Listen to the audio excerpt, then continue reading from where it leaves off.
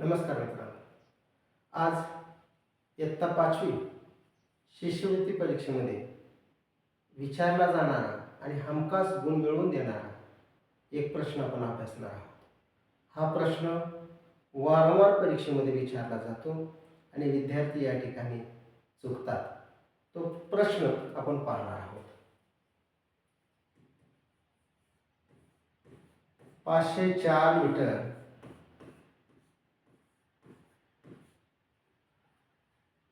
दोरी 8 ठिकाणी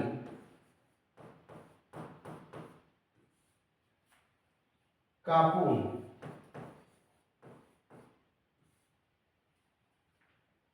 त्याचे समान भाग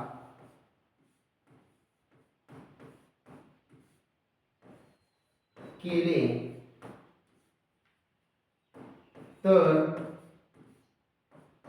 एका भागाची लांबी किती मीटर असेल?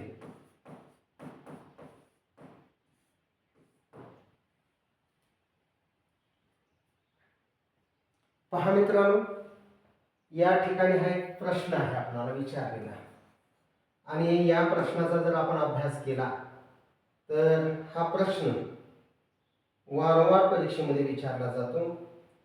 परंतु आपण मुलं या प्रश्नामध्ये चुकताना पाहतो. याच्यामध्ये पर्याय 4 दिलेले असतात, पण मुलं प्रश्न नीट वाचत नाहीत आणि नीट न वाचल्यामुळे या ठिकाणी प्रश्नाची उत्तरं चुकतात.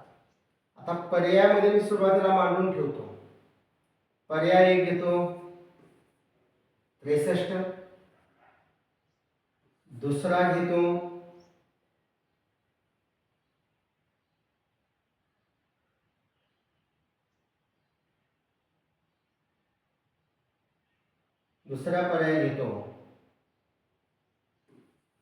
56, तिसरा पर्याय घेतो 32 आणि नंतरचा पर्याय घेतो 76.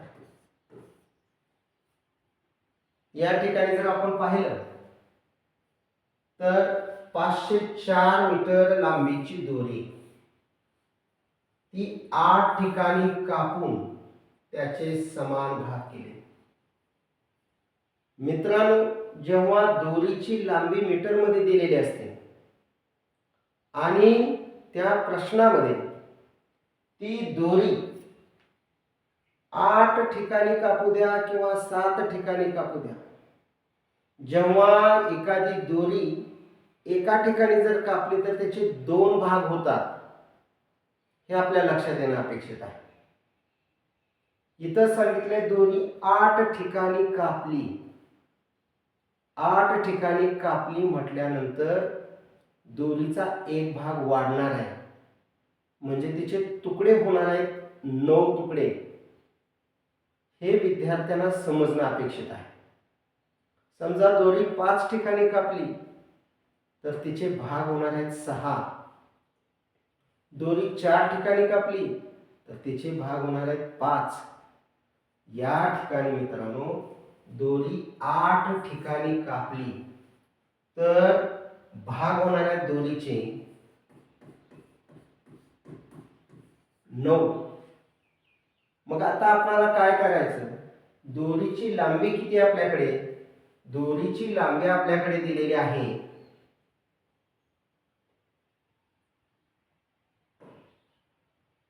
504 मीटर.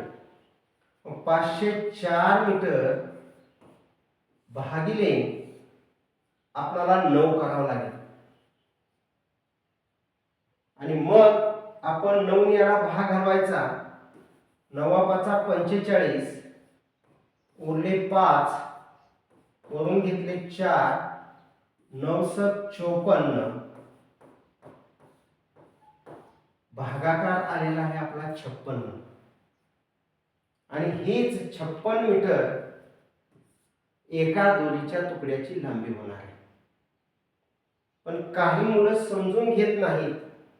दोरी 8 ठिकाणी कापली असं म्हटलं की ती मुलं 504 भागिले 8, 8 सक 48, उरले 2, वरतून घेतले 4, 8 त्रिक 24, उत्तर आलं 0 आणि ह्याचं उत्तर आहे 63 मीटर.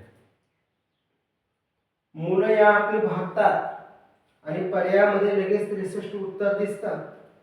पहिल्याच क्रमांकाला उत्तर आहे. मुलं खुश होऊन लगेच पहिल्या क्रमांकाला या ठिकाणी गोल करतात आणि मग पेपर झाल्यानंतर जेव्हा आपण मुलांना प्रश्न विचारतो, पेपर कसा होता, पेपरमध्ये आलेले प्रश्न कसे होते, खूप सोपे खूप सोपे, आणि त्यानंतर मग त्याचं उत्तर पहिला आलेलं असताना आपण जेव्हा त्याला सांगतो की बाळा 8 ठिकाणी दोरी कापली तर त्याचे 9 भाग झालेले होते, तुला 9 भागून त्या दोरीची लांबी मीटरमध्ये काढणं अपेक्षित होतं, पण तू 8नीच भागला आणि त्याचं पहिल्यांदाच उत्तर दिलेलं असतं.